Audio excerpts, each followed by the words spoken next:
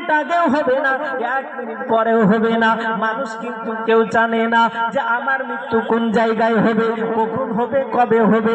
এটা যদি জানতো তাহলে আগে থেকে তৈরি হয়ে যেত, পরীক্ষার কোনো নাম হতো না। কারণ এই দুনিয়াটা যারা মুমিন হবে তাদের জন্য জেলখানা, আর যারা বেঈমান হবে, নাফরমান হবে, তাদের জন্য এটা জান্নাত।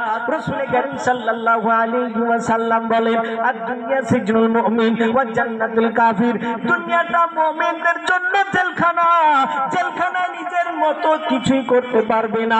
একটা নিয়ম আছে, একটা কানুন আছে, যেই রকম তোমাকে অর্ডার দিবে, যেগুলো তোমাকে খেতে দিবে, সেগুলো ছাড়া তুমি অন্য কিছু ব্যবহার করতে পারবে না। আল্লাহ তাআলা একটা গাইড বুক দিয়েছে, কোরআনে কারীম সব বলে দিয়েছেন। এইভাবে তুমি যদি চলো তোমার জন্য জান্নাত রয়েছে, এইভাবে যদি তুমি চলো তোমার জন্য জাহান্নাম রয়েছে। আমাদের একটা শত্রু, আমাদের সবচেয়ে বড় দুশমন হলো শয়তান। এই শয়তান বড় শয়তান, ওর কাজই হলো শয়তানি, সেই কারণে তার নামই হলো শয়তান। ও কোনোদিন ভালো চাই না, ও কোনোদিন চাইবে না যে প্যান্ডেলে এসে বসুক, কারণ ওখানে কোরআনের কথা হয়, ওখানে হাদিসের কথা হয়।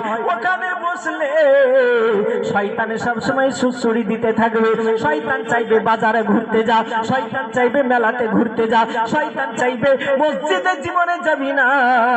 এইরকম আশা দিতে দিতে তার ফাঁদে পড়ে সারা জীবন আমরা কাটিয়ে দিলাম।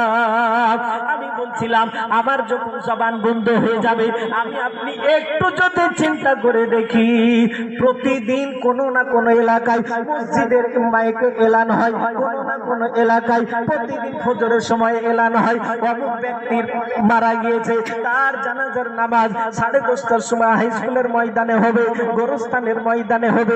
প্রতিদিন ইন্না লিল্লাহর আওয়াজ বের হতে থাকে, বের হয় না? প্রতিদিন কোনো না কোনো জায়গায়।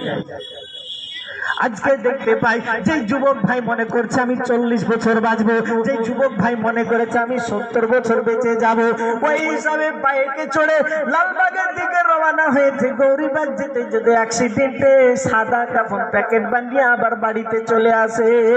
অনেকে আজকে হাসপাতালে চলে যায়, সে কোনোদিন ভাবে না যে আমি মৃত অবস্থায় আবার আমি সাদা কাফনে প্যাকেট বানিয়ে আমি নিজের বাড়িতে হাজির হব, এবার যে আমি হাসপাতাল থেকে ফিরে আসবো, সন্তান আমার সামনে এসে কান্না করবে, বিবি আমার পাশে এসে কান্না করবে, এটা কোনো দিনই সে ভাবে না।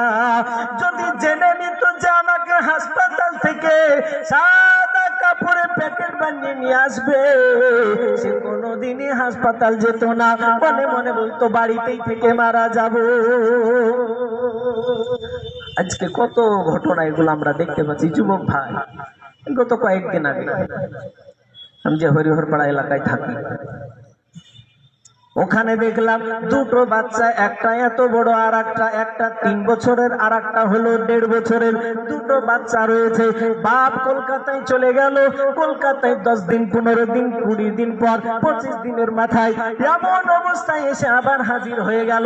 বাচ্চাগুলো হাসে, সে কোনোদিন ভাবে না সারা জীবনের মতো আমার মাথার ছায়া চলে গেল, সে কোনোদিন ভাবতে পারেনি। বাপ এমন একটা মূল্যবান সম্পদ, যার নাই সেই বুঝবে। মা এমন একটা মূল্যবান সম্পদ, যার মা দুনিয়া থেকে চলে গিয়েছে সেই বুঝবে, তাছাড়া কোনোদিন বুঝে আসবে না। আমি আপনি একটু চিন্তা করে দেখি, রাত্রি বেলায় ধরেন বাড়িতে গিয়েছেন, আজকে আপনি 12টার পর 1টার পর ঘুমিয়ে গিয়েছেন। ঘুমানোর সাথে সাথে পাশে বেবি রয়েছে, পাশে সন্তান ছেলে মেয়েরাও রয়েছে, পাশের রুমে আব্বা রয়েছে, পাশের রুমে মা রয়েছে, চাচা আত্মীয় স্বজন পাড়া প্রতিবেশী সবাই ঘুমাচ্ছে।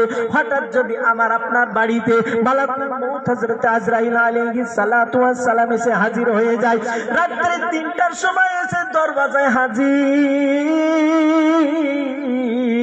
বিবি ঘুমিয়ে রয়েছে, সন্তান ছোট ছোট বাচ্চারাও ঘুমিয়ে রয়েছে।